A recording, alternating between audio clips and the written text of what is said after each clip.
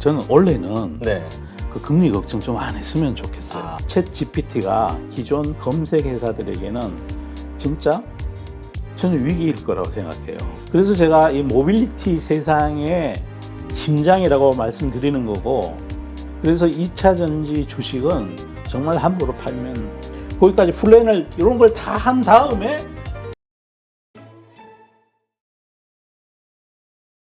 오늘 모신 분은 전 대신자산운용 대표셨죠? 서재영 대표님 모셨습니다. 안녕하세요. 네, 안녕하십니까. 네. 요즘 그 뭐라 그럴까요? 이 거시경제 관련해서 네, 네. 상당히 좀 점검해봐야 될 이슈가 자꾸 생기고 있어요. 네, 지금 네. 연준 그 파월 의장의 어떤 발언 이후로 네. 증시는 어쨌든 미국 증시는 별로 영향받지 않고 네. 오히려 오르면서 연준에 반하는 어떤 네. 그 분위기를 보여줬는데, 네. 근데 이제 다른 연준 위원들의 매파 발언이 나오기 시작하면서 네. 이제 좀 영향을 받는 느낌? 네, 네. 시장이 하락하는 네, 느낌이 네, 들어요. 네. 근데 저는 원래는 네. 그 금리 걱정 좀 안 했으면 좋겠어요. 더 이상은. 예, 왜 그러냐 하면 이제 가만히 생각해 보시면 작년에는 이 시점에 미국 금리가 제로 금리였어요. 네. 그러다 연말에 지금 4.75까지 올렸으니까 이번에 25bp 올려서 4.75니까 연말까지 4.5%까지 간 거예요. 네. 0에서 4.5를 갔어요. 엄청 빨리 갔죠. 그러니까 0은 원래 뭐 이렇게 나눌 수 있는 기준선이 아니니까 그냥 이렇게 그냥 4.5배 정도 올랐다. 뭐 그냥 사실 이건 정확한 표현은 아닌데, 그러니까 1년 내내 오른 거죠. 1년 내내. 그렇죠. 그래서 그냥 1년 내내 사람들이 금리 노이로제가 걸릴 정도로 급격하게 올라간 거예요. 그렇죠. 물론 거기에는 러우 전쟁이 발발한 그로 인한 인플레이션이 많은 영향을 끼친 거고, 네. 그래서 급격하게 올라가는 거예요. 정상적인 경제, 거시 경제의 변수라면 그렇게 급격히 올라갈 일이 없었을 텐데, 물론 이제 코로나 그 바이러스 때문에 봉쇄되고 이럴 때 돈을 많이 풀었던 것도 영향을 당연히 합해적 현상으로 있었고, 거기에 더하기 러우 전쟁이 있었다는 거죠. 그래서 공급 쪽에도 문제가 생겨서 그래서 1년 내내 올랐어요. 그런데 대표님, 원래 지가 올라봐야 얼마나 오를까요? 더 앞으로 남은 게 네. 해봐야 뭐 0.25 아니면 뭐 0.5. 아유, 그러니까 많이 올라서 1% 오른다고 칩시다. 네. 그래 봐야 작년에 비하면 엄청 적은 거잖아요. 그렇죠. 작년은 4.5 네. 내내 올랐으니까. 네네. 그냥 패드가 열리면, FOMC가 열리면 계속 올랐고, 그 폭도 뭐 처음에는 뭐 베이비 스텝으로 뭐 3월인가 언제 25bp 하면 올리고, 그러다가 또 숫자 보고 놀래가지고 그 뒤부터 막 빅스텝을 그냥 1년 내내 자이언트 스텝까지 막 했으니까. 네. 그래서 그거는, 그러니까 자꾸 그 지나간 과거의 추억이 너무 많으면 투자가 스텝이 꼬이거든요. 네. 작년의 추억에서 빠져나와셔야 돼. 원래는 지금도 연초에 많은 분들이 그냥 금리 그거 가지고 엄청 이제 그 예민하게 반응을 하시는데, 원래는 그렇게 반응을 안 해도 되지 않겠나. 작년하고 달리 화폐적 현상에 너무 신경 쓰지 말고 원래 본연의 기업의 펀더멘탈을 공부하고 그렇게 투자해도 괜찮다. 그래서 굳이 막 그걸 가지고 뭐 외환시장을 너무 걱정하고 금리를 너무 걱정하고 인플레이션을 너무 걱정하고 하는 거는 에이지가 지나간 거다. 설사 이번에 미국 1월 고용이 너무 좋았잖아요. 그렇죠. 제가 그 유튜브 그 첫 출연해서 얘기한 게 원래 미국의 고용은 의외로 좋을 수가 있다. 특히 1월에 고용이 좋은 게 서비스업이 좋았잖아요. 네. 빅테크 기업은 감원하고 제조업도 뭐 한국 기업이 가서 뭐 한다고 해도 그거 전체로 보면 크지 않을 거고. 그런데 서비스 고용이 좋을 수밖에 없는 이유가 있다는 거죠. 코로나 때문에 많은 뉴욕에 있는 그 적객업소든지 뭐 어디 항공이든 항공사 카운터든지 코로나 때문에 다 집에 가 있었잖아요. 네. 그 사람을 뽑아도 안 나왔잖아요. 그냥 집에 가만히 있어도 정부에서 돈을 줘. 그렇죠. 보조금을 줘서 먹고 살게 다 해주니까 경제 활동을 하지 않았던 거죠. 근데 이게 리오픈이 되니까 서비스 업 쪽에는 당연히 사람의 수요가 그 전부터 많이 필요했고, 그런데 취업자들은 그 전까지는 실업수당 비슷한 게 나오니까 정부에서 굳이 그걸 안 하다가 또 위험도 하고, 내가 마스크 쓰고 가서 내가 뭐 이렇게 컵 나르고 전표 적 쓰고 뭐 이거 안 하겠다는 거지. 근데 이제 보조금을 주지 않으니까 슬슬 다시 이쪽 서비스업 쪽에는 고용이 늘 수밖에 없다. 근데 그거는 저는 서비스업 고용이 많이 늘어난 추세는 약간 원오프 성격, 그러니까 리오픈에 따른 그 후행적인 현상? 일시적인. 네, 그렇게 보시면 되고, 앞으로도 계속 서비스 고용이 계속 막 30만 개씩, 32만 개씩 늘어나는 모습을 볼 수는 없을 거다. 그래서 전체적으로 보면 원래는 금리 걱정을 좀 덜 해도 된다. 그러니까 오르기는 오를 수 있어요. 그런데 오르는 폭은 끽 해봐야 100bp 아니겠나. 여기서 4.75에서 100bp면 얼마입니까? 5.75 아닙니까? 네. 거기까지도 안 갈 것 같고, 그래서 뭐, 그래 봐야 뭐, 원래는 뭐, 빅스텝은 아예 꿈도 못 꿀 거고, 베이비 스텝으로 25bp씩 뭐, 앞으로 4번 올린다 그러더라도 시장이 받아들이는 충격은 작년이랑 많이 다를 거라는 거죠. 그래서 너무 걱정 안 하셔도 된다. 네. 사실 이 고용 지표 나오고 나서 너무 좋으니까 파월한테 그 기자들이 그 질문을 했다면서요. 네. 이게 그 FOMC 회의 이전에 이런 결과를 알고 있었다면 맞아. 혹시나 네. 그 연준의 이번 금리 정책이 혹시 바뀌진 않았었겠냐? 뭐 그랬더니 뭐 부인했다고. 네. 네. 아마 그래도 그게 나왔어도 안 바꾸셨을 거예요. 그분 저도 알고 있는데 그분이 모를 리가 없을 거 아니에요. 그렇죠. 리오픈에 따른 그동안 비어있던 빈자리들이 서비스업 쪽에 일시적으로 있는 거지 이게 추세가 아니라는 거를 알고 계셨으리라 생각해요.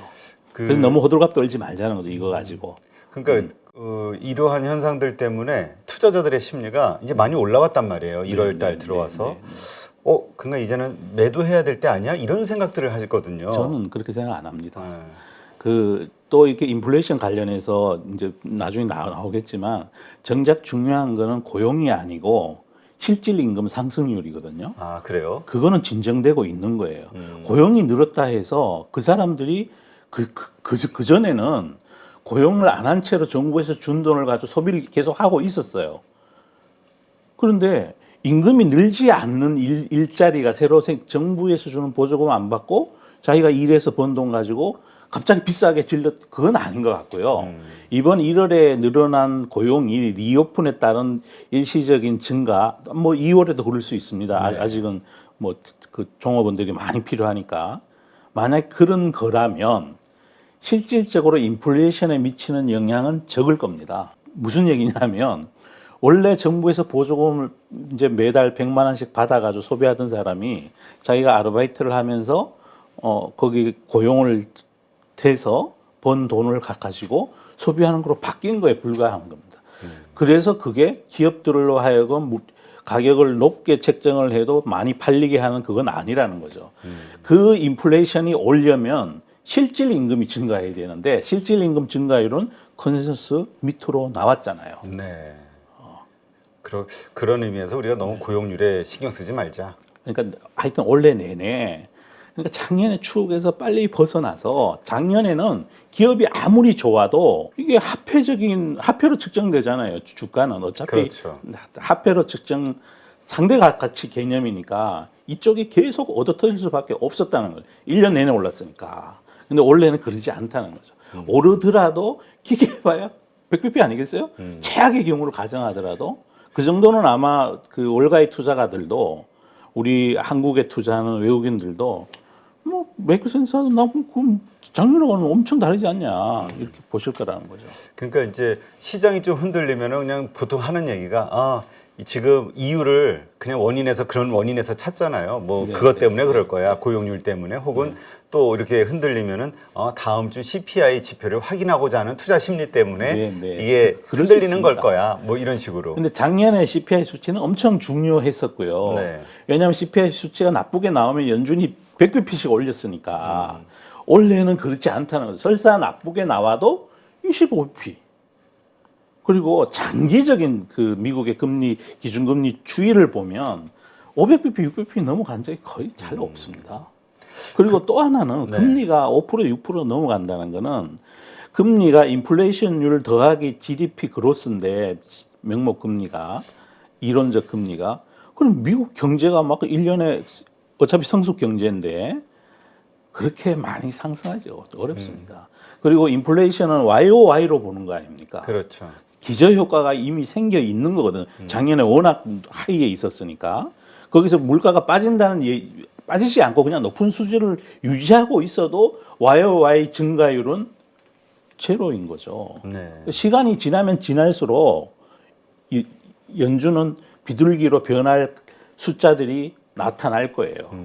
YOY 지표도 그렇고 미국의 경제가 뭐 그렇게 막 3% 4% 성장하지 않는 한 저는 미국 금리가 뭐 앞으로 조금 더 지나고 나면 내년 이맘때 정도 되면 정말 디스인플레이션을 걱정이 된다 그러고 이러면서 경기가 침체될 전망이잖아요. IMF도 네. 그러고.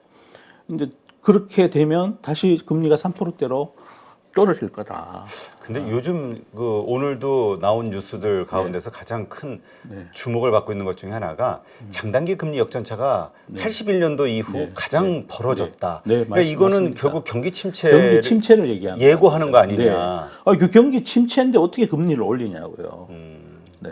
그러니까 원래는 뒤로 가면 갈수록 우리가 믿을 수 있는 게 있는데 작년에 인플레이션이 높았고 네. YOY라니까요. 작년에 6% 올랐는데 올해 또 6%가 거기서 더해서 오를 수는 없는 거니까. 그래서 원래는 금리 걱정은 좀 그만하자. 그러면 제 이 생각이- 상반되는 이 논리는 어떻게 봐야 될까요? 말씀하신 대로 경기 침체에 대한 시그널로서 우리가 장단기 금리의 역전 이 현상을 얘기하는데 그러나 현재 나오는 지표, 고용 지표가 됐든 GDP 증가율이 됐든 미국의 그건 잘 나오죠 지금. 그러니까 네. 그러니까 이거 이 경기 침체 뭐 이 경착륙, 연착륙 이런 얘기 할 정도가 아니다. 지금은 좋다 이런 얘기들 있잖아요. 그래서 이제 제가 생각하는 거는 금리가 높은 상태에서 지속되는 기간은 제법 과거 사이클 보다가 고공권에 오랫동안 있다가 그 다음에 서서히 떨어지지 않을까 이렇게 생각합니다. 실질 임금 상승률이 인플레이션에 더 중요한 영향을 미친다고 제가 말씀드렸고 네. 그 다음에 경기는 세계 다른 나라에는 힘들다 그러더라도 미국은 의외로 지금 진영 논리가 만들어져 있잖아요. 신냉전 시대잖아요. 네. 그러면 그 힘을 그러한 거를 추동력 삼아서 미국 산업을 종전의 세계화 시대에는 막 퍼주고 다 퍼줬잖아요. 근데 이제는 자기 거를 많이 챙기는 우리 진영을 챙기는 쪽으로 스탠스가 바뀌었으니까 아마 예전보다는 경기가 퇴행하는 게 조금 전망보다는 덜 퇴행하겠다 이런 생각이 들어요. 네. 근데 꼭 우리가 기억해야 되는 게 금리는 인플레이션. 지금의 미국의 금리를 저렇게 만든 건 인플레이션이지 그렇죠. 성장이 아니잖아요. 그렇죠. 설사 미국 경제가 전망치 보다가 1%를 더 성장한다. 그럼 아주 엄청나게 크게 성장하는 건데 그래 봐야 100bp밖에 아니잖아요. 그럼 인플레이션율이 예를 들어 올 연말로 가서 YOY로 해서 한 2% 나왔다. 더하기 미국이 예상보다가 성장이 좋아서 미국 경제가 뭐 절대 그럴 리도 없을 것 같은데 어쨌든 막 2% 성장했다. 그래 봐야 4%인데 그럼 금리를 내려야 된다는 결론이 되잖아요. 그러니까 지금의 현상 네. 우리는 되게 이제 두려워하는데 네. 진짜 올라도 두렵고 빠져도 두렵고 이게 이제 투자자들의 작년까지의 경험 때문에 그러니까 그걸 빨리 잊으셔야 된다. 이걸 잊어라. 다들 최근의 경험이 뇌에 더 오랫동안 기억이 돼 있잖아요. 작년 1년 내내 그냥 1년 내내 주구장창 그랬단 말이에요. 뭐 주식이 좀 오르는가 싶으면 얻어맞고 내려가서 다시 이 저점을 깨고 내려가. 저점을 깨고 내려가. 원래는 안 그러잖아요, 지금. 삼성전자도 그러고 추세를 갖고 눌림목 주면서 이렇게 올라가고 있는 시점. 네. 그 작년의 추억에서 빨리 벗어나야 될 것 같아요. 전 투자가 분들이. 근데 그 말씀하신 대로 미국은 지금 뭐 골디락스를 표현할 정도로 아주 뭐 좋은 성장 혹은 뭐 환경을 얘기하고 있다고 하는데 네, 네, 네. 근데 이게 신흥국들 뭐 한국을 포함한 이런 나라들도 같이 좋을 것이냐에 대해서는 여러 퀘션이 있더라고요. 예를 들어서 미국의 과거 데이터를 보더라도 그런 고금리가 오래될수록 그 후폭풍이 금리 인상을 단기간 내에 하고 그 금리가 오랫동안 유지가 됐을 때 다른 신흥국서부터 그 경제 위기가 몰아쳐 왔다. 이런 얘기들도 있거든요. 하여튼 저는 그런 이 매크로적인 거를 우리가 이런 거를 알아내는데 너무 많은 노력을 안 해도 하지 되는 해다. 올해는. 올해는 그런 거 신경 쓰지 올해는 말자. 그런 거 너무 신경 쓰지 말고 이제 주가가 떨어진 거에 가장 큰 작년에 고통을 준 게 주식은 돈값하고 서로 비교해서 가격이 매겨지는데 돈값이 갑자기 금값이 된 거예요. 그래서 이게 주식값이 내려온 거지 어떤 막 경기를 반영하고 이런 거하고는 관련이 그렇게 많지 않다는 거죠. 지난번 방송 때도 제가 미국의 S&P가 경기가 나쁜 해 오른 사례가 뭐 엄청 한 그 70%가 넘다고 제가 말씀드렸잖아요. 그래서 원래는 이런 매크로 공부를 원래는 그렇게 심각하게 안 해도 된다. 안 해도 되고 본질적인 원래 그 전에 세상이 평온했을 때 미국 금리가 뭐 2에서 3% 그렇게 있을 때 그때 주식 투자하는 방법대로 원래는 해도 된다. 그 말씀을.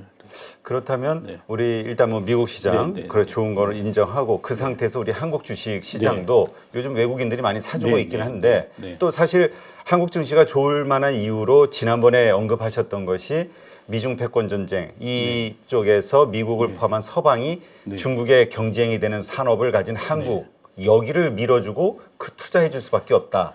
그러니까 주식 시장을 통해서 밀어주는 게 아니라 그렇죠. 그냥 우리나라가 잘 살면 우리를 도와주는 게 아니라 그게 미국의 이익에 부합한다는 거예요. 제가 드리고 싶은 말씀은 그러니까 가만히 생각해 보시면 나를 대신해서 적을 막아주고 있는 사람이 거기가 강해지면 자기는 짐을 좀 덜잖아요. 네. 그래서 그렇게 그냥 쉽게 어프로치하면 되지 않겠나 싶어요. 그리고 최근에 여기 화면 한번 봐보실래요? 네. 저는 이 뉴스 보고 진짜 뒤로 자빠지는 줄 알았습니다. 아. 스위스가 400년대 중립국이었어요. 네, 그렇죠. 한 번도 1차 대전이든 2차 대전이든 그 큰 전쟁이 일어나는 그 와중에서도 걔들 30년 전쟁 끝나고 난 뒤에 중립국 선언한 다음에 개입을 안 했어요. 근데 지금 국민들이 들고 일어나서 우크라이나에 무기를 지원하라고 좀 여론을 형성하고 있어요.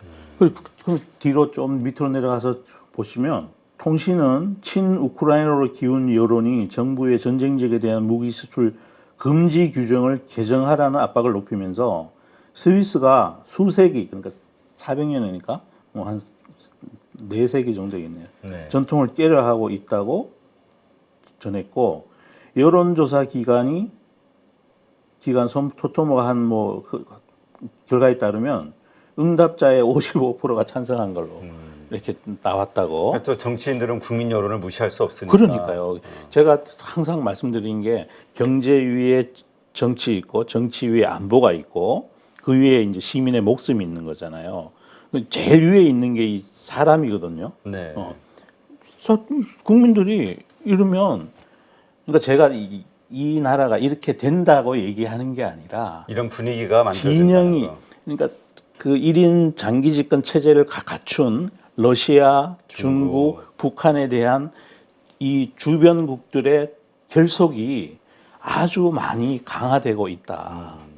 그리고 지난번에 제가 말씀드렸는지 모르겠지만 나토 사무총장이 한국과 일본을 방문했어요. 네. 나는 그것도 처음 보는 일이에요. EU도 아니고 나토가 거기 북대서양 조약기구잖아요. 그렇죠. 근데 여기 이 동쪽 변방에 왜 옵니까? 와가지고 뭐라 그랬냐 하면 우리가 공동으로 위협에 대처해야 된다라고 얘기했대. 여러분들께서 주식 사시면서 증권면 많이 보시면 안 됩니다. 증권면은 다른 면에서 보도된 것들의 결과치가 거기 보도되는 거예요. 그러니까 주가를 Y라고 하고 Y는 뭐 X 곱하기 뭐 X, Y 곱하기 뭐 알파 막 이렇게 방정식이 쭉 있다고 해요. 네. 그러면 증권면은 Y를 보도하는 데예요. 정작 Y 값을 정하는 건 다른 면에 있거든요. 그 원인이 되는 그 네, 결과를 네, 만들어낸. 네, 그걸 원인을 찾아서 미리 투자를 해야지 이 Y 값이 나온 걸 보고 투자하면 매일 매매만 하게 돼. 그래서 세계면도 요즘 같이 급변하는 세상에는 세계면 정말 자주 보셔야 되고요. 뭐 문화면도 보셔야 되고 스포츠면도 보셔야 되고 그렇죠. 연예면도 봐야 아이고 요즘 무슨 노래가 인기가 있지. 그리고 또 다 들어도 보고 그래야 된다는 거죠. 그래서 세계면에 최근에 나온 뉴스들을 쭉 살펴보시면 제가 왜 이렇게 냉전 시대에 우리나라의 2차 전지와 뭐 반도체가 앞으로 될 것 같다고 제가 얘기하시는지를 알 것 같아요. 저는 정치인도 아니고 투자가 제 전공으로 하는 거거든요. 그렇죠.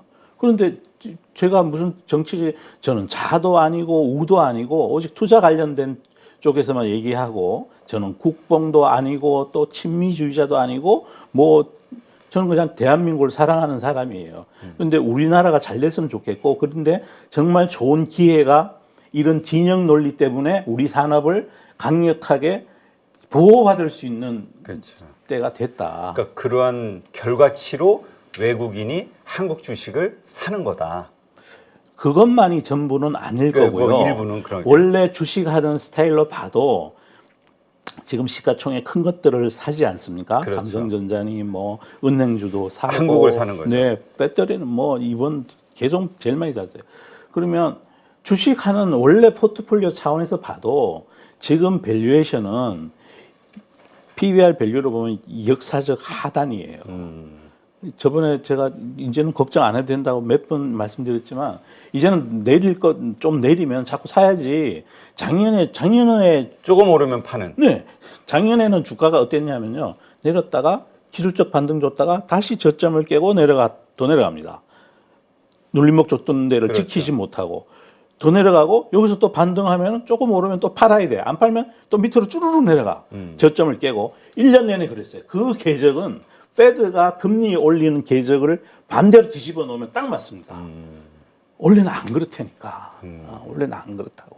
그렇기 때문에 올해는 다 작년에 그러한 기억을 잊고 지금은 오히려 오르면 파는 게 아니라 계속 버티면서 떨어지면 사야 되는 그런 네, 시장. 그리고 네. 오랫동안 네. 들고 버텨야 되는. 네, 네. 그래야 수익을 극대화할 수 있다. 이제는 투자를 할 만해졌다는 거죠.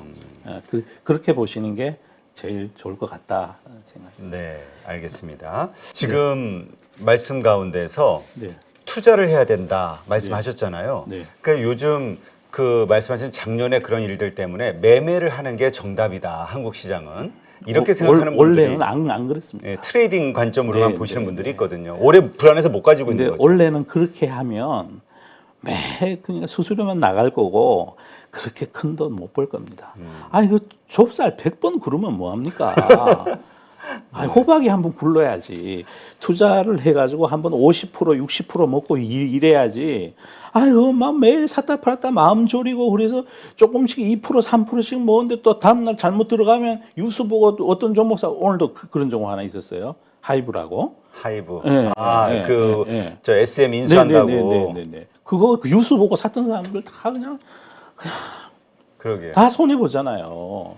그래서 어떤 투자를 그 정말 이게 장기적인 펀더멘탈이 좋은 주식을 골라서 원래는 가만히 들고 있으면 돈이 되는 시장이지 매일매일 뉴스 따라서 매매하면 잘 안 될 겁니다. 네. 그렇군요. 진짜 오늘 뭐 갭 상승으로 높이 일어나가지고 10%까지 오르다가 지금 마이너스 1.5로 끝났네요. 하이브가. 그러니까 이제 고점에서 사신 분들은 하루에 그냥 10% 날린 거죠. 고점에 살 돈이 있었던 거죠. 왜냐하면 뭐 오른 주식 뭘 팔았을 거 아니에요. 그렇죠. 그러면서 뭐 요즘 2차 전지 오르니까 그건 나는 이제 팔고 안녕하고 돈을 가지고 그럼 그걸 팔았으면 그게 내리길 현금 들고 기다리든가. 그런데 투자자들의 심리가 안 그러거든요. 현금 두고 못 버티죠. 못 버틴다고요. 그리고 또 막 뉴스 검색했더니 뭐 속보 떴는데 막 인수한다 그러고 그러면 혹해요. 그래가지고 뭐 아침 시작부터 들어가는 거예요. 그래가 뭐 또 뭐 거기다 저기 뭐 그 언론에서도 뭐 수익률 상위 주식하는 분들이 오늘 대규모 매수한 순서가 이겁니다.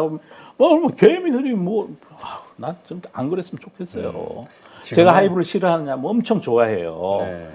엄청 좋아한다. 그러니까 우리 대표님도 이제 지금 상당히 큰 자금으로 개인 투자를 계속 하고 아니, 계시니까. 큰 자금으로는 안 하는데 음. 제가 또 이런 일 하고 그래서 큰 자금은 안 합니다. 안 하는데 어쨌든 이제 저는 장기 투자 포트폴리오가 따로 있고 증권사 자체가 틀려.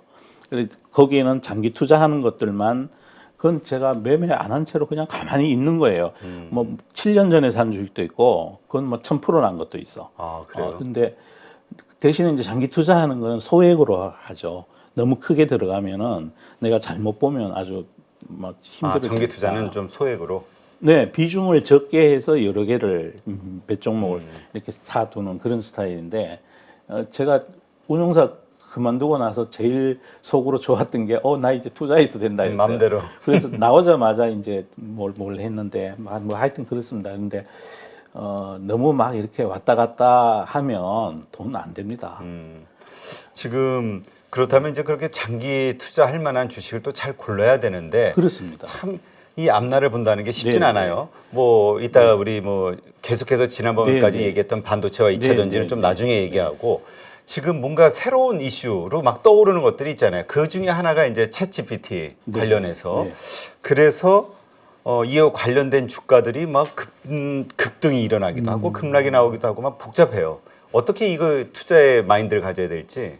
네, 그 이제 종목 고르는 법 이제 어렵다고 그러셨잖아요. 네. 그래 말씀하신 김에 이제 제가 최근에 그 투자 교실이라고 유튜브 제 채널을 하나 만들었는데 거기서는 주로 그렇게 이제 어떻게 고르는지 고기 잡는 법에 대한 얘기와 또 실전 투자도 좀 있어야 사람들이 지루하지 않잖아요. 그렇죠. 그래서 요런 섹터, 요런 산업이 유망입니다. 이런 걸 제가 알려드리려고 그러는데 최근에 이제 챗 GTP가 또 화두가 됐잖아요. 그렇죠. 그래서 저는 그걸 보면서 무슨 생각이 들었냐 하면 이제 진짜 검색 회사들 고생 좀 하겠구나. 검색 회사들. 네, 구글도 그러하고 네이버도 그러하고 또 그런 생각이 들었고 시장을 뺏길 것 같다. 그건 이제 비유하면 내연기관 자동차 회사가 테슬라를 만난 거야. 새로운 신기술의 전기차를 아무도 안 하고 있었으면 상관없는데 테슬라가 해가지고 막 이제 전기차 보급 침투율이 10%가 됐어요. 작년으로. 많이 높아졌네요. 네네. 그렇게 된 현상이니까. 그런데 그냥 검색을 해서 잘 먹고 잘 살았는데 새로운 이게 무슨 챗 GTP 이런 게 나오니까 이제 이 회사들이 투자를 많이 해야 되겠구나. 이거는 오늘 카카오 컨퍼런스 콜에서도 자기들도 이제 특수한 뭐라고 하여튼 그 GPT를 한다고 이제 얘기는 했는데 카카오도 한다 그러죠. 네이버도 한다 그러죠. 아마존도 한다 그러죠. 구글도 한다 그러죠. 그렇죠. 마이크로소프트도 한다 그러죠. 중국 애들은 안 하겠어요? 바이도 이번에 나왔잖아요. 알리바바도 한다 그러고. 네네. 그 얘기는 즉슨 그 다음에 임플리케이션은 뭐냐? 이거 진입 장벽이 없는 산업이다. 그렇지. 하긴 그게 일반적인 어떻게 게더링 하느냐가 문제지 기술은 그렇게 어려운 게 아니더라고 그러더라고요. 2차 전지 산업하고는 달리 이거는 돈을 들여서 뛰어난 코딩 잘하고 컴퓨터 잘하는 사람들을 데려오고 그 다음에 서버를 왕창 늘여놓으면 돈 들여서 반도체 많이 갖다 깔아놓으면 되는 거구나. 그래서 진입장벽이 없는 산업이구나. 그래서 설사 전기차가 많이 팔리게 되면 엔진차가 안 팔려서 어닝이 손해볼까 봐 사실 기존 내연차 회사들이 안 하려고 그랬던 그렇죠. 거잖아요. 근데 갑자기 테슬라라는 괴물이 나타나가지고 순식간에 이렇게 판을 뒤집어 놓은 것처럼 이 챗 GPT가 기존 검색 회사들에게는 진짜 저는 위기일 거라고 생각해요. 그래서 위기이자 도전이라 그랬는데 그러니까 위기는 기존의 어닝을 갉아먹을 시장을 뺏길지 모른다는 게 위기고 도전이란 말 속에는 돈을 무지 많이 써야 되는구나라고 생각해요. 아, 진짜 말씀 들어보니까 그러네요. 그냥 앞으로 확 좋아질 것만 생각했는데 그 사업을 영위하기 위해서 써야 되는 돈. 큰일 난 거예요, 진짜 사실은. 그 돈이 어디로 갈 거예요, 최종 종착지가. 서버 누려야죠. 반도체. 그래서 네. 지금 반도체를 네. 하이닉스, 삼성전자를 네. 무지하게 사고 있어요, 그 외국인들. 딥러닝을 한다고 생각을 해보세요. 그러면 우리가 도서관에 가서 도서관에서 내가 숙제를 해야 돼. 그런데 책이 병렬로 직렬로 쫙 깔려 있고 몇 권이 없으면 일일이 돌아가서 책을 뽑아서 읽어야 되잖아요. 그렇죠. 그런데 이게 속도감 있게 빨리 숙제를 완벽하게 하려면 책이 많이 꽂혀 있는 거기에 앉아있으면 여기 앉아가지고 하나씩 뽑아내서 보고 집어넣고 보고 그게 딥러닝 할 때 메모리의 양이 늘어야 되는 이유거든요.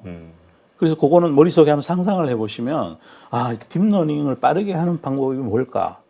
메모리를 늘어야 된다라고 저는 생각해요. 그리고 그걸 찾아가는 AI 반도체라는 특수한 설계된 반도체도 앞으로 수요가 생기겠지만 그것도 좋고 그냥 메모리도 많을수록 좋아요.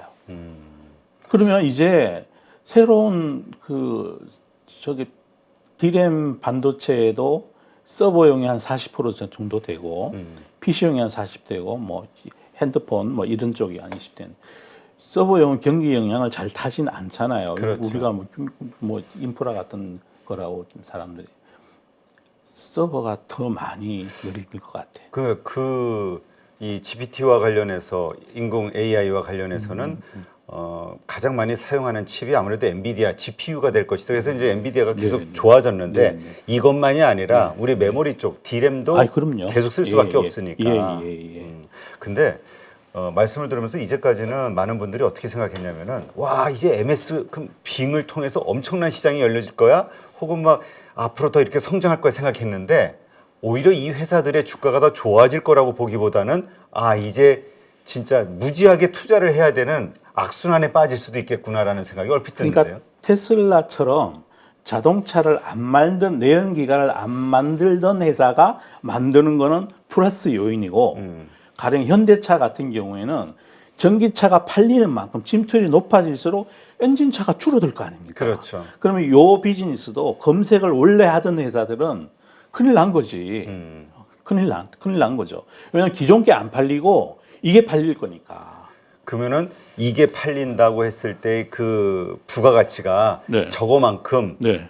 왜냐하면 저거는 그렇게 큰 비용이 안 드는데 네. 이거는 어마어마한 네. 비용이 드니까 엄청 투자가 제하고도 늘어나야 그만큼의 된다는 부가가치를 거죠. 만들 수 있을 것이네. 그래서 퀘션이라는 네, 거군요. 진짜 그런데다가 진입 장벽이 없다는 거를 이번에 여실히 보여준 거예요. 그렇죠. 제가 바둑 좋아하는데 저기 온라인상 바둑 아마 5단 정도 됩니다. 그래서 세시네. 그 바둑 프로그램이 옛날에 보면 처음에 알파고가 나온 그 뒤에 어떤 현상이 있었냐면 그 TV 바둑 중계하는 화면에 릴라 제로 뭐 타이쿤 뭐 이러면서 하여튼 AI 그 바둑 프로그램이 몇 개가 경쟁하듯이 거기 얘는 몇 대 몇으로 전망하고 그리고 쭉 나와 있었어요. 그때도 저게 AI가 별거 아니구나. 돈만 들이면 되는 거구나. 그렇게 생각을 했었거든요. 근데 이번에 이제 챗 GPT 저번에 제가 이제 뭐 시연해봤다 그러고 제가 지난 방송 때 그랬잖아요. 그런데 너나 나나 다 할 수 있는 거구나. 단 그 너나 나나는 돈만이 유일한 진입 장벽인 거예요. 그 얘기는 기존의 사업자도 그러네요. 이게 새로운 시장이 열리는 게 아니라 기존 시장을 대체하는데 원가가 그만큼 높아졌다 이렇게 봐야 되는 거네요. 네, 그렇습니다. 그러니까 이게 마이크로소프트에게 엄청난 주가 부양의 모멘텀이 될 거야. 마이크로소프트는 빙이라는 검색 엔진을 하고 있었는데 그 빙은 사실 구글이나 이런 거에 비해서 게임이 안 되죠. 현저하게 게임이 안 됐으니 마이크로소프트에는 기회일 거예요.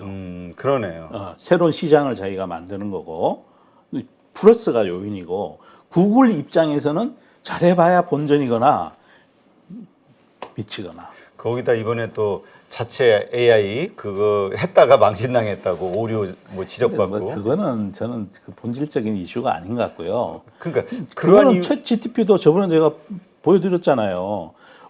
전 세계 인구가 몇 명이라고 그랬더니 7억 5천만이라고 한글 버전일 때 지금도 오답이 나온다고요. 그게.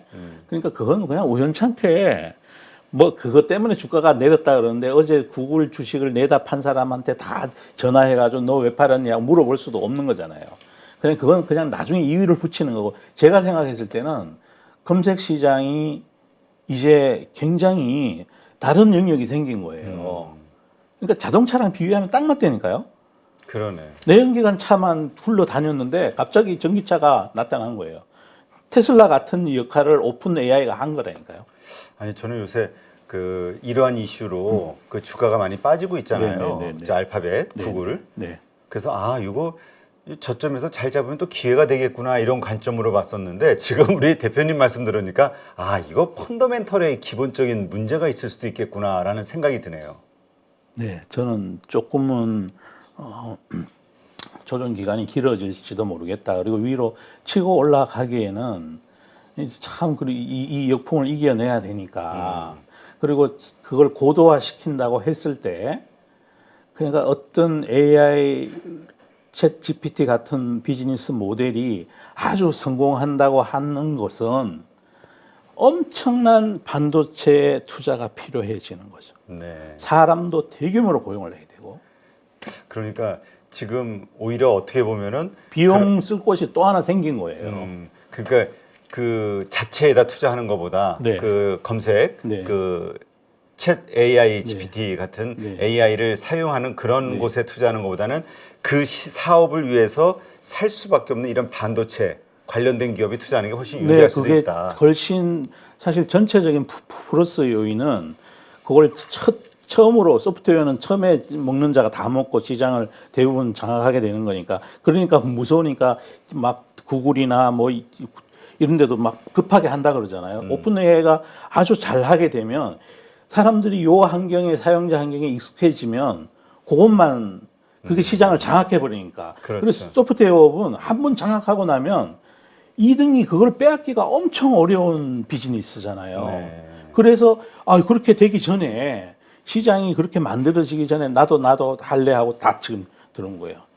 그게 물론 그게 반도체 투자로 이어지려면 시간이 많이 걸릴 거예요. 그렇죠. 왜냐하면 투자하는 금액이 뭐 아직까지는 큰 금액이 아니니까. 근데 저는 이제 대용량의 서버가 필요한 챗 GPT를 하겠다는 회사 수가 많아지면 많아질수록 장기적인 반도체 펀더멘탈은 엄청 좋아진다. 그게 뭐 직접적으로 그 해주는 엔비디아도 그건 밸류에이션이 굉장히 높잖아요. 그렇죠. 근데 요 스토리를 갖다 입히면 매력적이게 보이는 거고 또 사람들이 미처 거기까지는 생각을 안 하시겠지만 메모리도 많아야 돼요. 그렇죠. 잘 찾아가면 뭐해 거기 책이 없는데 책이 여러 개 꽂혀 있어야 그 중에서 뭘 찾을 거 아닙니까? 그런 차원에 그래서 엔비디아하고 협력 관계에 있는 그 SK 하이닉스 그래서 뭐 산다는 그러니까 더 이게 좀 선호주로 본다는 그런 이야기도 있더라고요. SK그룹이 그 SK텔레콤에서 AI 반도체를 이제 굉장히 이제 조금은 좀 일찍부터 시작을 했어요. 그래요? SK텔레콤이. 그러니까 텔레콤이 그랬다는 거는 그게 결과적으로 어떻게 될지는 이제 뭐 투자가 많이 들어가야 되니까 그건 봐야 되는데 어쨌든 SK그룹이 이번 세스 그 부스에서도 보면 많이 나오고 그 좀 이렇게 약간 이런 AI 쪽 그다음에 이런 쪽 투자를 많이 늘린 것 같아요. 2차 전지 하는 것도 그렇고. 그래서 변화를 능동적으로 받아들이려는 그런 생각이 많이 있으신 것 같아요. 그러니까 아까도 말씀하셨듯이 이제는 투자해야 되는 해가 됐다. 말씀은 이런 어떤 투자 아이디어를 가지고 있다면 그 투자 아이디어가 실현될 때까지 계속 그 주식을 들고 버티는. 들고 가야죠.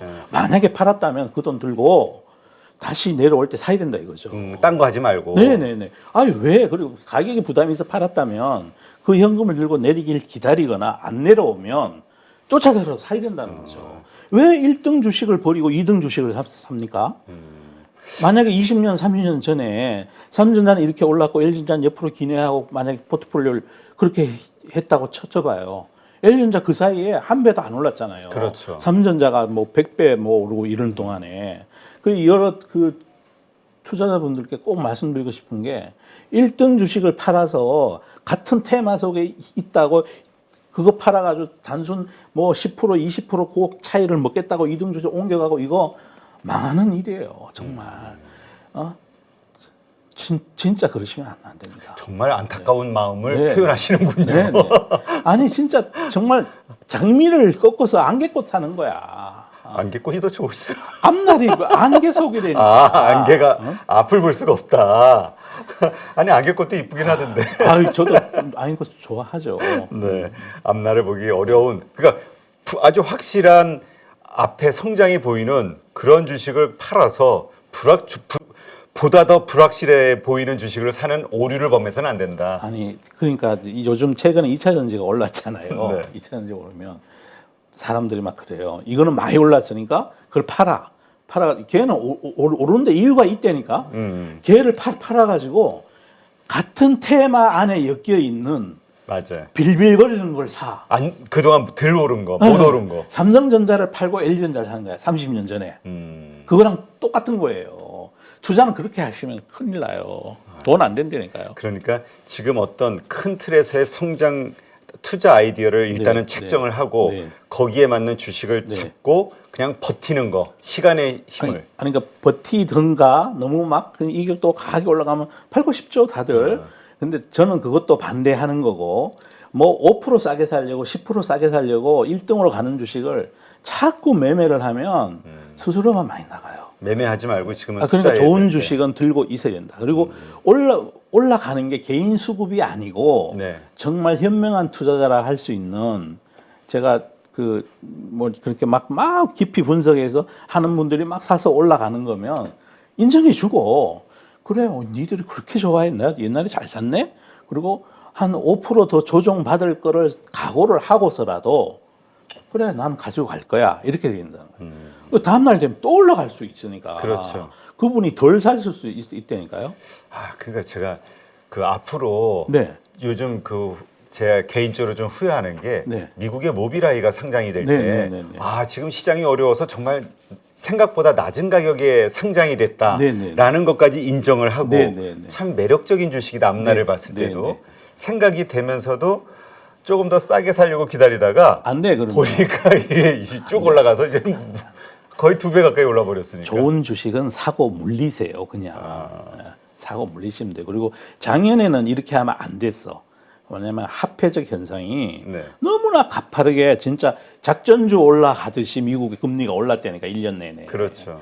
원래는 그런 환경이 아니에요. 그리고 작년 같은 이러한 그 매크로 돈값이 비싸지는 거는 우리 역사에 자주 있는 일이 아니야. 원래도 그럴 거라고 착각하시면 안 된다니까요. 저 그거 꼭 말씀드리고 싶고. 지금 한국 시장을 보면은 2,500선 돌파를 위한 시도가 지금 네. 세 번째 이어지고 네. 있잖아요. 네. 그러니까 두 번의 앞전은 실패했어요. 네. 근데 이제 이번에는 외국인이 좀 같이 사주고 있기 때문에 돌파할 수도 있지 않을까 이런 기대감을 좀 갖고 있는 분들이 많아지는데. 저는 돌파할 거라고 생각합니다. 그러세요? 그리고 그 단순하게 세마하는 분들은 원래 이 추정 포워드로 했을 때 23년만 보고 하잖아요. 나는 그 23년만 보고 하는 것도 이렇게 잦은 매매를 일으키는 원인인 것 같아서 제발 그런 거 추정하고 이러신 분들이 24년, 5년 이렇게 좀 땡겨서 이렇게 물론 이제 가시성 때문에 그런데 좀 땡겨서 보면은 영판 다른 결과가 나와요. 뭐 시장 PER이 원래 뭐 2,500이 되면 PER이 뭐 열 몇 배가 된다 그렇게 가정을 하잖아요. 거기에는 꼭 잊지 말으셔야 되는 게 있는데 삼성전자하고 하이닉스의 어닝이 거기 들어가 있어요. 그게 너무 많은 비중을 차지하고 있는 네. 거야. 그냥 노멀한 진짜 특수한 상황에 지금 삼성전자하고 하이닉스 어닝이 그런 거지. 그냥 노멀한 상황의 어닝으로 놓고 보면 지수 2,500 비싸지 않습니다. 그리고 컨트롤하고 증권사에 계신 분들이 제발 이렇게 잦은 매매를 그분들은 또 매매가 많이 돼야 돈을 수수료로 버니까. 먹고 살아야 되니까. 근데 좀 이렇게 약간 길게 이렇게 가이던스를 주시면 우리 투자자분들이 뭐 매매 수수료는 조금 덜 받으셔도 투자자분들이 행복하지 않을까 이런 생각이 그렇죠. 돈을 벌었다라는 사람이 많아질수록 또 그만큼 참여자들이 시장이 커지는 거니까. 우리나라 주식하는 인구가 일본 주식하는 인구랑 똑같아요. 일본은 우리보다 인구가 3배나 많은데. 근데 그런 차원에서 네. 이제 우리 MSCI 선진국 지수로 편입이 돼야 우리가 좀 본격적으로 우리 맨날 저평가됐다라는 이 이야기를 벗어날 네. 수 있는 거 아니냐. 네. 근데 이제 외환 시장이 이번에 70년 네. 만에 열린다고. 네, 제가 저 화면 한번 네. 봐보시죠. 한국 외환시장 70년 만에 빗장 푼다. 내년 하반기 한다고 그렇게 이제 하는데 이것도 굉장히 좋은 거다 정말. 그러니까 우리보다가 사이즈가 적은 나라도 가령 뭐 싱가포르나 홍콩이나 이런 데도 유한시장이 하루 종일 돌아가. 우리만 걷어놨는데 이게 왜 그러냐면 수출 주도 뭐 그런 또 이렇게 외환 시장이 우리가 수출을 많이 하는 나라니까 환율이 떨어지면 큰일 나니까 그렇죠. 그동안 이제 사실은 좀 막아 놓은 거죠. 막아 놨는데 놨는데 우리가 경제 규모가 커지게 되고 이렇게 되니까 이제는 우리 국내에서 거래되는 현물한 시장보다가 그게 뭐 하루에 평균 한 400억 불? 네. 그 정도 거래된다 그러면 40억 불인가 400억 불인가 그건 제가 정확치 않습니다. 하여튼 4대 5야. 여기에서 거래되는 게 NDF 시장이 국내보다 더 커져 있단 말이에요. 그래서 굳이 그거를 막아 놓을 필요가 없어진 거죠. 근데 이렇게 되면 MSCI가 선지수 편입해달라고 우리가 요청을 하면 늘상 얘기하는 게 외환시장 안 열려 있다고. 그 중에 하나가 해결되는 거예요. 그 다음에 그들이 얘기하는 게 지배구조 얘기하는 거고. 네. 뭐 유동성은 차고도 넘치게 많은 거고. 또 그러면 외국인 한도도 다 개방됐고 외환시장마저 오픈이 되면 선진지수 들어갈 가능성이 높아진 거죠. 근데 선진시장에 들어간다고 우리한테 꼭 좋으냐? 장기적으로는 굉장히 좋고 단기적으로는 이머징 펀드에서는 주식 팔아야 돼요. 우리가 이머징에서 나오면. 네. 그래서 그렇죠. 뭐 그건 수급적 요인이어서 그러니까 투자에 참고할 건 아닌 것 같습니다. 그러니까 네. 그 의견들이 좀 다르더라고요. 네네. 왜냐하면 그래도 우리가 이제까지 용꼬리, 아니 저 뭐지 뱀의 머리, 네. 이머징에서의 그 네. 비율 그걸 가지고 있었는데 선진국 지수로 가면은 용꼬리가 되는 거 아니냐. 그러더라도 추정하는 자금의 규모가 다르니까 엄청 다르기 때문에 혼란은 일시적으로 있을지라도 그거는 그냥 참으면 되는 거니까. 아니 우리가 투자를 하는 거지 칩을 산 게 아니잖아요. 그렇죠. 작년에 추억되면 모든 분들이 칩 트레이드가 돼 있어 지금. 그래서 그런 눈으로 보면 결코 이게 나쁜 뉴스는 아닌 거고 뭐 또 우리 그 세계 시장에서 차지하는 무역의 규모라든지 GDP 뭐 이런 걸 봤을 때 우리나라 이건 당연히 예전에 했어야 되는 건데 그렇죠. 너무 많이 미뤘다가 이제서야 하는 것 같아요. 다만 이제 급변 사태가 있었을 때 컨틴전시 풀에는 만들어 놓고 했으면 하는 바람이 그렇죠. 있습니다. 공무원들 입장에서는 네. IMF 외환 위기가 트라우마라고 네, 얘기하니까 그렇습니다. 네, 네. 외환 위기에 대한 네. 어떤 확실한 네. 대비책 이런 건 네. 좀 필요하겠군요. 어쨌건 우리 증시는 네. 앞으로 계속 커질 수밖에 없고 환경은 좋아질 수밖에 없다. 이렇게 이해를 하면 되겠군요. 싸요 지금. 지금 싸다. 싸. 네, 알겠습니다. 지금 배터리와 관련해서 지금은 우리가 뭐라 그럴까? 2차 전지 관련한 뭐 여러 기업들, 소재 기업들 네, 네. 가장 강력한 경쟁력을 가지고 있지 않느냐. 중국하고 네. 더불어서. 네. 그러다 보니까 중국하고 계속 시장에서 맞부딪힐 수밖에 없는데 그렇다면 이걸 하나의 제조업 관점으로 봤을 때 우리가 중국을 과연 가격 경쟁력으로 이길 수 있을 것이냐 이런 고민하시는 분들도 있더라고요. 일단 이런 경쟁력은 어떻게 보세요? 기술적으로는 우리가 한참 우위에 있습니다. 아 그래요? 출발점을 보시면 우리는 예를 들어 LG화학 청주연구소에서 배터리 공부하기 시작한 게 96년 뭐 7년 뭐 이런 때고 삼성 SDI가 배터리 산업에 진출한 게 2005년 6년 뭐 그럴 때고 그때 제가 뭐 거기 경자분들 뵙고 이건 찬스다 해서 삼성 SDI 주식을 많이 산 적이 있었고 ESS 때문에 그런데 또 중국은 언제부터 했느냐 하면 LG, 삼성 그 뒤에 했습니다. 그래서 뭐 예를 들어 뭐 2000년대 걔들이 처음 배터리 한다 그럴 때 뭐 가서 보면 아줌마들이 모여 앉아가지고 뭐 둘둘 말고 뭐 그런 정말 그러던 시절이 있었다는 거예요. 기술의 경쟁력은 우리가 한참 앞서 있습니다. 네. 그리고 요거는 아까 그 챗 GPT 얘기할 때 진입장벽이 없다고 했잖아요. 걔가 진입장벽이 없는 이유가 디지털 기술이기 때문입니다. 그렇죠. 누구든지 다 할 수 있는. 이게 근데 배터리는 화학 공정이거든요. 네. 이거는 정말 아주 정밀하게 해야 되는 거예요. 레시피가 온 천하에 공개되어 있다고 그래도 다른 나라들이 못하는 이유가 이게 아날로그 기술이기 때문인 거거든요. 그래서 기술적으로도 우리가 훨씬 아날로그 기술이라는 것은 경험에서 조금씩 미세하게 조정해야 된다는 거고, 그거는 곧 출발한 시간 차이가 기술 격차 차이라는 거예요. 누적된 시간이 많아질수록 네. 만들어 본 솜씨가 많아질수록 주방에 요리를 한 경력이 길수록 손끝에서 맛있는 요리가 나옵니다. 네. 재료는 똑같은데 어떻게 요리하느냐에 따라서 전혀 다른 결과가 나타나는 그 인더스트리라는 거예요. 이 인더스트리가. 그러면 출발선이 빠른 놈이 장땡인 거예요. 그렇군요. 수율에서도 그거를 나타나게 될 거고 신제품에서도 나타나게 될 거다. 그리고 그런 원래 배터리 기술 자체에 대한 불리함을 폼팩터로 혹은 전기 자동차의 디자인으로 중국이 막 허겁지겁 따라오고 있는 그런 거다라고 보시면 정확할 것 같고요. 네. 여기 화면 한번 살짝 보시면 네. 글로벌 전기차용 배터리 점유율입니다. 작년도 기준. 네. 보면 CATL이 1등, LG 에너지 솔루션이 2등, 차이가 많이 나는 2등. 근데 이걸 보실 때 이건 어차피 이제 지나간 백밀러예요. 이게 그 투자하는 거는 앞만 보고 가는 거라서 이 백밀러 보시면 안 되고, 다만 이 백밀러의 원인을 우리가 알아야 앞으로 어떻게 될지를 상상해 볼 수 있는 거잖아요. 네. 글로벌 자동차가 작년에 8천만 대 팔렸답니다. 그 중에 중국은 한 2,400만 대가 팔렸고, 그 중에 중국의 전기차 침투율이 20%입니다. 글로벌 평균 전기차 침투율은 10%인데 네. 중국이 20%, 독일이 24%.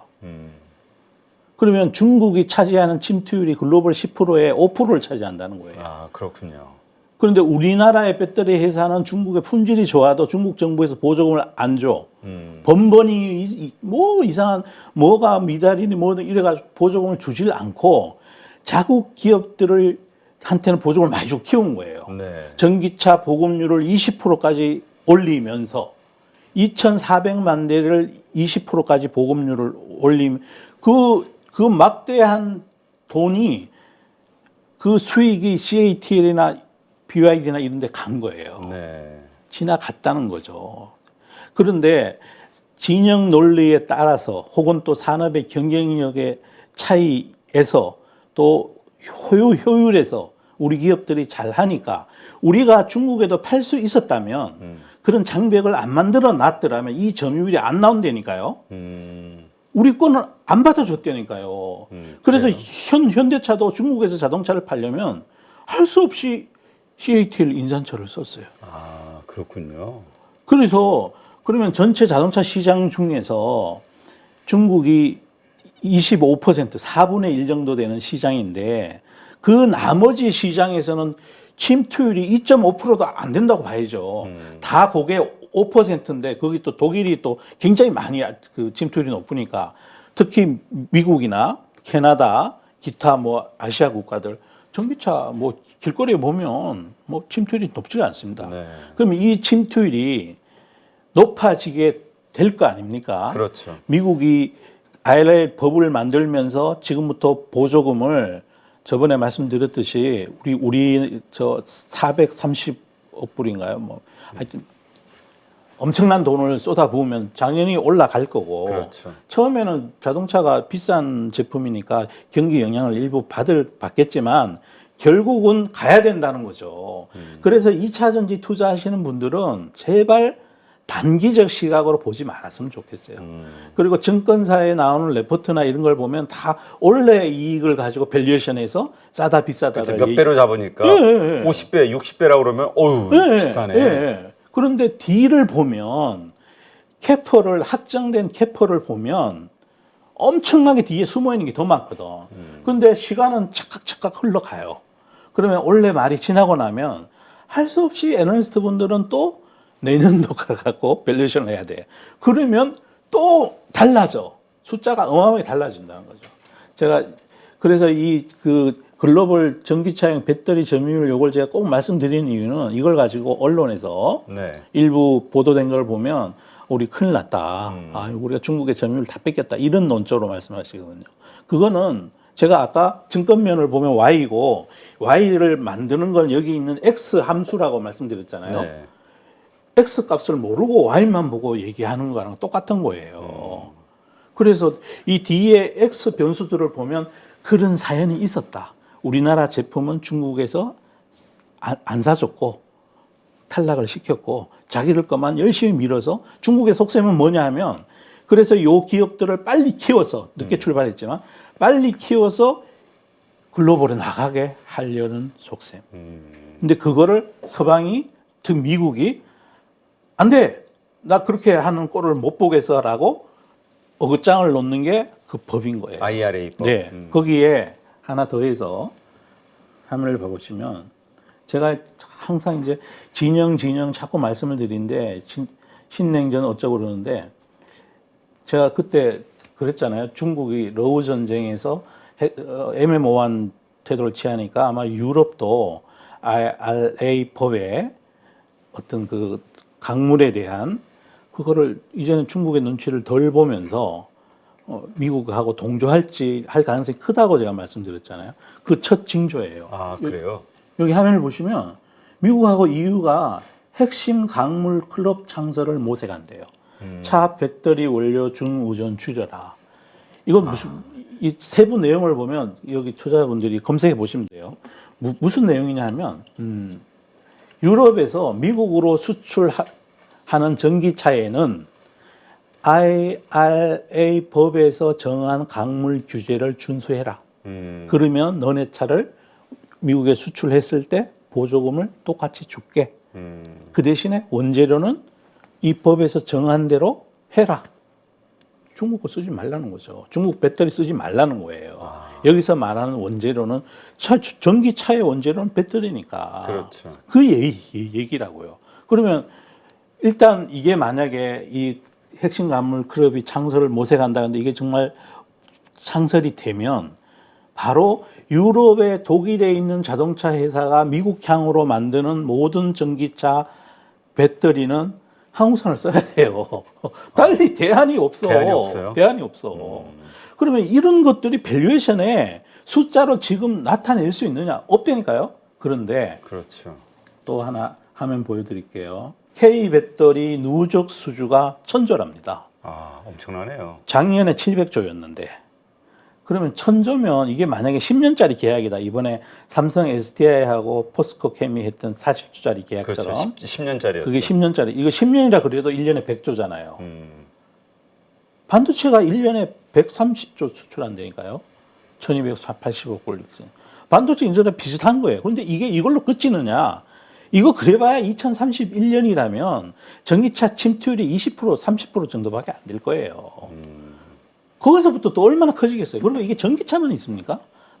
날아다니고 전기 비행기도 이스라엘에서 만들었어요. 네. 뭐, 계속해서 응용 상대가 네, 늘어날 것이다. 네. 대상이. 로봇도 우리 식당에 가면 왜 맞아. 그 로봇가 이렇게 뭐 해가지고 갖다 날라주잖아요. 걔가 이 뒤에 전선 꽂아가지고 전선도 같이 따라다닙니까? 그렇죠. 배터리가 필요하겠네. 배터리 팩이. 그거 다 배터리죠. 다 배터리가 쓰일 때가 그래서 제가 이 모빌리티 세상의 심장이라고 말씀드리는 거고 그래서 2차 전지 주식은 정말 함부로 팔면 아마 나중에 지나고 나면 삼성전자를 내가 진짜 그때 얼마 했는데 그걸 내가 10% 먹고 팔았더니 그걸 그냥 들고 있었어야 되는데 그래 그거 팔고 그때 이상한 다른 테마에 속한 전기 장비 중에 뭘 내가 사가지고 이 모양 됐다. 요 옆에 보면 국산 장비 업계도 훈풍이 이르잖아요. 네. 장비는 돈 많이 안 됩니다. 음. 한 번 깔고 나면 그렇죠. 끝이잖아. 계속해서 팔리는 거는 그 배터리 자체라는 거예요. 그래서 이게 투자하실 때 이른다 그래서 또 같은 테마에 엮여 있다 그래서 최근 들어서 2차 전지가 좀 올랐다고 해서 같은 테마라고 정말 이 주옥 같은 주식을 팔아가지고 테마 안에 이런 게 있네 장비에서 덥석 사고 그거 아주 안 좋은 거예요. 그다음에 핵심은 네, 배터리, 네, 그 그렇습니다. 소재. 네. 그리고 또 하나 보여드릴 게 화면 보시면 네. 폐배터리 얘기가 나와요. 음. 그러니까 2030년이 되면 이제 폐배터리가 1년에 30만 대 정도가 쏟아진대요. 여기에 핵심 경쟁력은 뭐냐 하면 배터리를 분쇄해서 거기에서 리튬과 코발트, 뭐 니켈 이런 걸 발라내는 기술이에요. 폐배터리 관련주라 해서 사람들이 막 이것저것 막 오만데 막 쫓아다니시잖아요. 업의 본질을 정확히 공부하셔가지고 이 업을 제일 잘할 회사는 누구인지를 여러분들께서 찾아보셔야 돼요. 제가 그 하는 투자 교실을 하는 목적도 그런 거고 그걸 막 누가 종목을 꼭 찍어줘가지고 그러면은 자기가 잡은 고기가 아니잖아요. 그렇죠. 그게 상한 고기인지 대표님 어떻게 알겠습니까? 그 자기가 확신을 갖고 확신이라는 건 사실 지식에 의해서 나오는 거니까. 팔아야 된다니까. 그러면 이 어떤 급등락의 이 변동성을 이겨낼 수가 있는데 있는 거니까. 없으면 항상 불안한 거죠. 왜 오르지? 네. 왜 하락하지? 네. 자기가 손에 들고 있는 게 금땡인데 이 금땡이가 제법 조금 비싸졌다고 팔아가지고 돌땡이를 사는 거라니까요. 아, 그 비유가 참 적절하십니다. 금땡이 팔아서 돌땡이 안타까워서 그래요. 사는다. 정말 안타까워서 그래요. 같은 테마에 엮여 있다 그래서 같은 전기 가전 IT 쪽에 속했다 그래서 주가 퍼포먼스가 삼성전자랑 나머지 얻어서가 같았습니까? 시간이 필요하다니까요. 시간이 조금 필요합니다. 그러한 것들을 투자자의 그래서 마인드로 버텨야 된다. 버텨야 된다. 그리고 또 하나 요걸 제가 보여드린 이유는 인산철 배터리는요 재활용이 거의 안 됩니다. 아, 그래요? 추출할 게 없고. 중국 쪽에 사고 있는? 네. 그래서 그게 지금은 뭐 가격도 거의 비슷해져 있지만 조금은 싸다고 하더라도 나중에 재활용 가치까지를 반영하면 만만치 않습니다. 아, 진짜? 오히려 이게 쌀 수 있습니다. 지금 우리가 현재 새로 그러니까 차를 살 때 신차 값은 더 비싼데 배터리 값은 더 비싼데 나중에 중고차를 팔 때 얘는 또 비싸게 받아. 이 폐배터리를 재활용해서 추출할 수 있는 자원의 양이 더 많아. 폐배터리를 팔 때 비유하시면 거기 딱 맞습니다.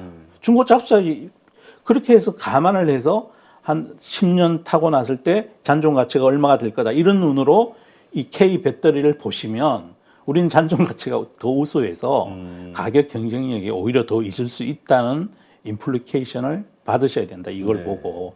그리고 이 시장은 앞으로 많이 커질 것 같고 이 업의 폐배터리 처리의 본질적인 업의 본질은 누가 잘 발라내느냐입니다. 그렇군요. 그리고 폐배터리 관련주라고 또 이런 분도 있어요. 가령 비유하자면 폐배터리를 수거해서 어디다가 갖다 정지하는 회사에 갖다 주는 걔도 나 이거 전문으로 해 하면서 폐배터리 관련주라 그럴 수도 있다는 거예요. 그렇죠. 그래서 제발 테마주 관련주 이거 자꾸 사시면 안 된다는 거예요. 그러니까 우리 핵심을 사 핵심을. 항상 나오는 거 보면은 무슨 테마 관련주 해가지고 딱 근데 이건 조장하는 건 증권사가 하는 것 같은데 왜냐면 그래가지고 매매를 자꾸 하게끔. 그런데 진짜 가만히 생각해 보시면 경영자가 다르고 네. 업의 본질이 다르고 시장 규모도 다르고 지배 구조도 다르고 기술력도 다르고 회사가 있는지 없는지도 다르고 그런데 그게 어떻게 테마주로 해서 같이 움직입니까? 알겠습니다. 네. 그런 차원에서 우리가 2차 전지 혹은 소재 쪽에 배터리 관련된 사업을 지켜볼 수 있다. 네, 투자자의 마인드를 가져야 된다. 이렇게 이해가 되는군요. 근데 진짜 이 말씀 들으니까 저도 문득 떠오르는 게 작년에 한국 자동차학회 그 관련되신 분을 한번 인터뷰를 했는데 이항구 박사님 아니세요? 아니요, 이항구 박사님 아니고 다른 분인데 네. 그 유럽하고 네, 이제 네, 그 네. 유럽 네. 그 담당자들하고 회의를 하고 오셨다고 그때 네, 마침 네, 네, 그런 얘기 하시면서 네. 했던 얘기가 네. 지금 기억나는 게 네. 유럽에서 지금 가장 신경 쓰는 게 앞으로는 리사이클링. 네. 이 배터리를 누가 네. 더 어떤 회사나 어떤 배터리가 더 효율적으로 네. 많이 하게 할 수 있느냐를 네, 네. 가장 점수를 네. 많이 주는 네. 그 지표로 삼을 것 같다. 네. 이런 얘기를 했다는 네. 그 말이 떠오르네요. 그러니까 제가 비유해 드렸잖아요. 신차값은 조금 비싸. 음. 인산철보다 우리 배터리를 쓰면. 근데 나중에 중고차 값이 우리는 훨씬 비싸. 그럼 이거 더하기 빼기 해보면 결과적으로 알 수 있지 않을까요? 그러면 그게 앞으로 이제 전기차 보급률이 이제 마에 10%를 넘어갔어요. 네. 왜 10% 법칙이라는 게 있지 않습니까? 그렇죠. 10% 되면 다른 애들도 할 수 없이 따라와야 된다는. 그럼 뭐 지금부터 이제 전기차가 막 본격적으로 이제 경기만 좋았다면 원래 막 침투율이 더 올라갔을 텐데. 그래서 뭐 점점 많아지면 이제 폐배터리에 대한 생각을 더 많이 하게 될 거고. 그러면 그 관련된 인더스트리도 많이 이제 붐업이 될 거고. 그때가 되면 인산철 배터리 타고 다니다가 나 이거 팔래 이러면 그거 어떻게 처리하지? 이렇게 될 수 있다는 거죠. 그런데 우리나라 배터리는 추출할 게 제법 된다는 거죠. 제법. 그래도 고객값은 건진다는 얘기죠. 이분 또 싫어하시는 분들이 있을 수도 있는데 네. 그거 있잖아요. 삼성폰, 갤럭시폰 쓰고 나서 팔면은 안 팔리는데 애플은 그냥 저 중고값이 높게 나오는 거. 이런 어떤 브랜드의 가치적인 측면도 있을 수 있겠네요. 브랜드도 브랜드지만 애플폰과 삼성폰에는 저도 이제 속으로 많이 이제 아쉬워하고 안타까워하는 건데 오늘도 어떤 교수님이 그런 거를 기고를 하셨던데 소프트웨어. 네, 네. 제가 예전에 그 연합뉴스에 나가서 한번 제가 이런 거를 할 기회가 있었는데 삼성전자의 최대의 약점은 소프트웨어다. 만약에 구글에 안드로이드를 쓰지 않고 소프트웨어 인력을 한 수천 명 뽑아서 자체 OS를 만들었더라면 네. 그러면 중고폰의 가격도 다를 거예요. 이 어닝을 창출하는 것도 엄청 틀렸을 거고. 그러니까 삼성의 최대 강점은 하드웨어고 그게 글로벌 넘버원이고 최대의 약점은 하드웨어뿐이라는 거예요. 그래서 파운드리를 잘 못하는 이유도 설계 인력이나 이런 소프트웨어적인 거를 없단 말이에요. 네.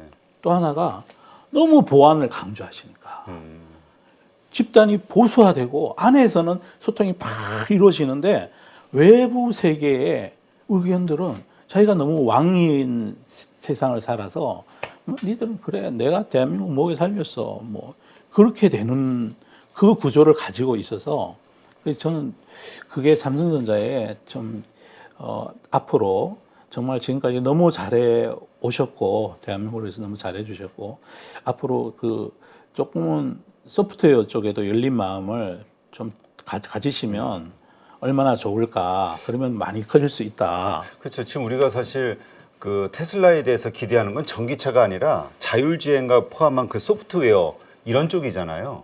제가 테슬라 얘기는 안 하겠습니다. 그러니까 물론 제가 잘 모르기도 하고 네, 사람들이 기대하는 게. 네네. 저는 개인적으로 이제 자율주행하는 어떤 스타트업에 이제 그 주식을 좀 가지고 있는데 사정사정 쫄라서 뭐 근데 그 자율주행 쪽으로는 공부를 몇 년 전에 사실은 많이 했었어요. 아, 그러세요? 뭐 그래도 제가 문과생인지라 제가 알면 얼마나 알겠습니까? 그리고 또 이 주식 투자할 때 그 너무 많이 알면 오히려 또 독이 될 수도 있어요. 빠져드니까. 그렇죠. 예? 약점이 보이잖아요. 예, 약점도 보이고 또 너무 많이 알아가지고 확신하게 되면 시장이 열리기 전에 막 그걸 확신하면 보초를 오래 서거나 자기만 좋아하게 돼요.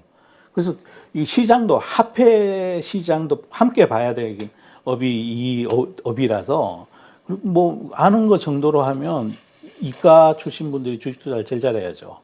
그렇죠. 네, 그래서 자, 그러면 지금 마침 삼성전자 얘기하셨으니까 네, 삼성전자를 예시로 종목 편입을 위한 평가표 네, 요거에 네, 대해서 네. 한번 설명해 주신다고요. 네. 예, 공부할 수 있는 방법을 알려주시는 거니까.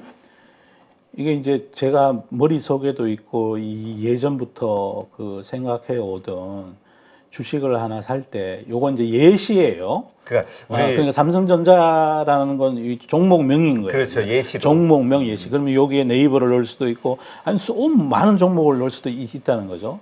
무엇을 보고 얼마나 많이 고민하고 사야 되는지 그걸 제가 말씀드리려는 거예요. 중요하게 봐야 될 게 뭐냐.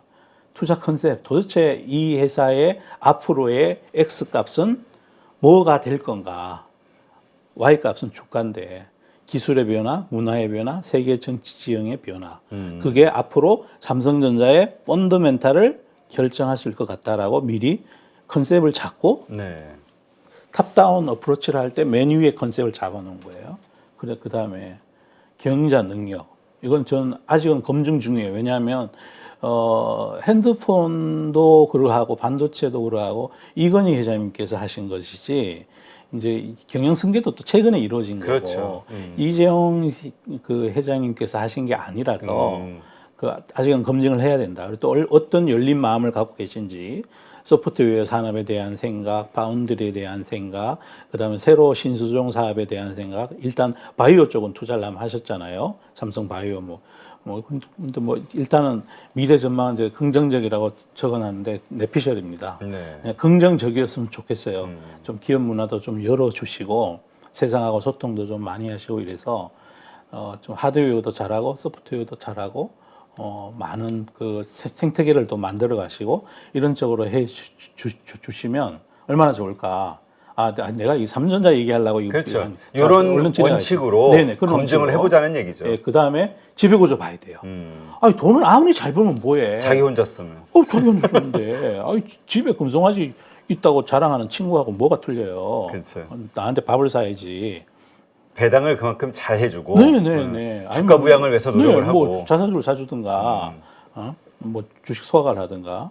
근데 코리아 디스카운트의 주된 원인이 이 지배구조거든요. 그렇죠. 근데 최근 들어서는 이제 사람의 그 우리가 좀 많이 달라지고 있어요. 많이 우리가 깨어나고 있죠. 네, 그렇습니다. 그래서 그럼 코리아 디스카운트를 제거해 보면 코스피 뭐 지금 많이 싸죠. 그 다음에 중요한 게 주가의 상대 위치예요. 다 좋은데 단기적으로 너무 많이 올라 있고 중기적으로 너무 많이 올라 있고 그러면 천천히 사야 되니까 피터 린치 그분도 이런 말씀을 하셨어요. 다 좋아도 주가의 상대 위치가 너무 위에 있으면 안 산다. 저도 똑같거든요. 너무 많이 이게 막 올라가 있는 주식은 조금 기다렸다 산다. 그 다음에 업의 본질이 뭔지를 가령 제가 저번에 뭐 풍력 회사의 업의 본질은 주단주다는 얘기도 막 드리고 모든 회사가 그렇다는 게 아니에요. 그 안에 또 코어가 되는 걸 하는 분은 또 그 특화된 경륜이 있겠죠.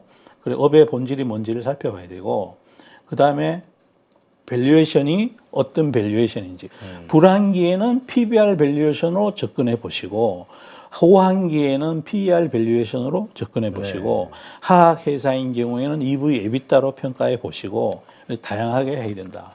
그다음에 유동성도 굉장히 중요해요. 유동성이 그렇죠. 없는 주식은 멀티플을 굉장히 낮춰줘야 됩니다. 왜냐하면 팔고 싶을 때 팔 수가 없으니까. 그렇죠.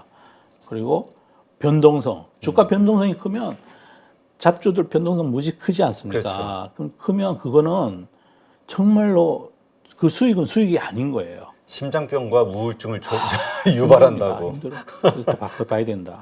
그다음에 산업 내 지위도 봐야 되고 진입 장벽이 높은지 낮은지 이것도 봐야 된다. 아까 챗GPT 말씀드리면서 그렇죠. 야 이게 챗GPT 아무나 다 하는 거구나. 그다음에 실적 추이도 최근의 실적 추이가 어떤 추이인지 이것도 봐야 된다. 경기 민감제는 실적이 안 좋을 때 사야 되니까 그렇죠. 실적이 좋으면 슬슬 팔 준비를 해야 되니까 그다음에 주가의 주된 변동 요인. 삼성전자의 주가의 주된 변동 요인은 상승할 때는 반도체 현물 가격이에요. 그렇죠. 그런데 그것만 있는 게 아니고 제가 아까 화폐 현상, 금리도 중요하다고 말씀드렸고 그다음에 데이터 산업의 미래에 대한 사람들의 아웃룩, 실적 추이의 전망치. 그리고 삼성전자는 또 시총이 크잖아요. 그렇죠. 인덱스 그러니까 현선물, 발생상품 거래 이런 거랑 다 관련이 있어요. 그리고 그것까지도 함께 봐서 최근 추이를 봤을 때 어떻다 저렇다 이런 것도 머릿속에 있어야 된다. 기업의 역사적 위치가 이게 젊은 주식인지 그렇죠. 나라의 흥망성쇠와 기업의 흥망성쇠가 다르지 않거든요. 뭐 아무리 혁신적인 군주가 정조라는 분이 나오셨잖아요. 그리고 고려 때도 말기에 공민왕이 진짜 개혁 정치를 한번 해보려고 그랬어요. 네. 그런데 켜켜이 묵은 그 국가 시스템 내에 존재하는 역사의 때 그걸 못 이겨내는 거죠. 변화가 안 돼. 그 시스템에 다 녹아 있어서. 그래서 우리가 어떤 기업의 성장이 끝나가는 무렵에 사고 있는 건 아닌지 그건 그걸 확인해야 된다는 거예요. 그래서 저는 이왕이면 조선의 역사로 치면 태종 시대의 역사, 그런 조선? 성장하고 있는 네. 과정에 있는 주식. 그 이성계는 사고 싶지 않아. 왜 그러냐면 벤처니까. 그렇죠. 될지 안 될지 모르니까. 그렇죠. 근데 궤도를 쫙 잡아가지고 태종 지나가고 나서 세종 정도 되면 막 꽃을 피우기 시작하잖아요. 그때 매수 찬스야. 기업으로 보면. 그런데 그리고 올라가다가 막 쓸데없는 짓 해가지고 뭐 연산군 와서 진짜 뭐 엉망을 지어놓고 그 뒤부터 이제 사실 임진왜란이 일본의 야욕 때문에만 일어났느냐? 야욕이 아무리 커도 상대방이 강하면 그렇죠. 우리 자체가 약하니까. 못 덤벼요. 그럼 우리나라가 약해지게 된 결정적인 동기가 저는 명종 시절 그때부터 아니겠느냐. 그 뒤에는 걷잡을 수 없이 내려가다가 영조, 정조 시절에 한번 쇄신하려고 그랬어요. 그런데 안 되잖아. 그렇죠. 쇄신하려고 그러니까 언니 와서 죽여버린 거 아니에요. 당파 뭐 이러면서. 그게 역사의 무게를 그러니까 기득권. 네.